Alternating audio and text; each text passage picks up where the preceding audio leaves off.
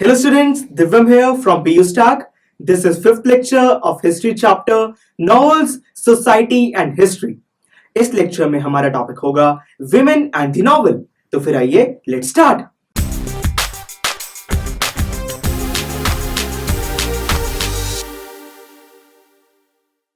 Guys, जैसा कि हमने फोर्थ लेक्चर में पढ़ा था कि नॉवेल्स को अब डे ड्रीमिंग जैसा कहा जाने लगा था. पर फ्रेंड्स, अब साथ ही साथ लोगों को एक चीज का डर लगने लगा था कि जिस वर्ल्ड में रीडर्स नॉवेल्स पढ़ते हुए खो जाते हैं, वहां पर तो कुछ भी हो सकता है.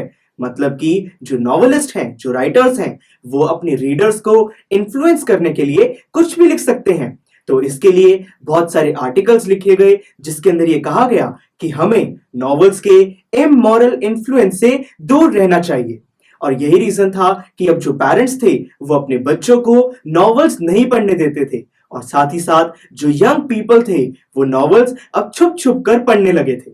सर, इंडियन वुमेन राइटर्स कब राइज हुई? मिड 19th सेंचुरी तक इंडियन वुमेन नॉवेलिस्ट भी राइज होने लगी थी. गाइस, उन्होंने स्टार्टिंग में तो पोएम्स, एसेज और ऑटोबायोग्राफीज जैसी चीजें लिखी, पर 20th सेंचुरी तक वो नॉवेल्स और शॉर्ट स्टोरीज भी लिखने लगी थी. आइए सबसे पहले बात करते हैं बेगम रोकेया के बारे में. क्या आप उनके बारे में कुछ जानते हैं? सर, मुझे इतना पता है कि वो बंगाली लैंग्वेज में जेंडर डिस्क्रिमिनेशन के बारे में लिखती थी. That's right. बेगम रोकेया कहती थी कि जेंडर डिस्क्रिमिनेशन तब जाके खत्म होगा जब विमेन जो प्रोफेशन चूज करना चाहती हैं उनको ऐसा करने की फ्रीडम दी जाए.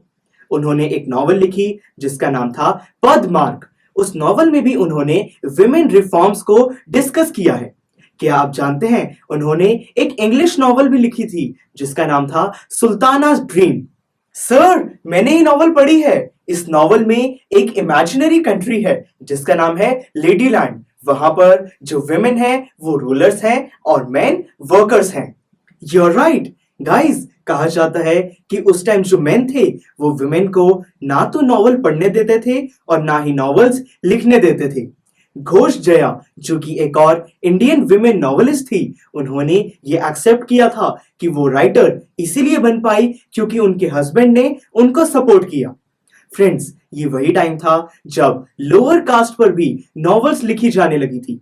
फॉर एग्जाम्पल, चंदू मेनन ने एक नॉवल लिखी थी इंदुलेखा. इसके बारे में हमने पहले भी पढ़ा था.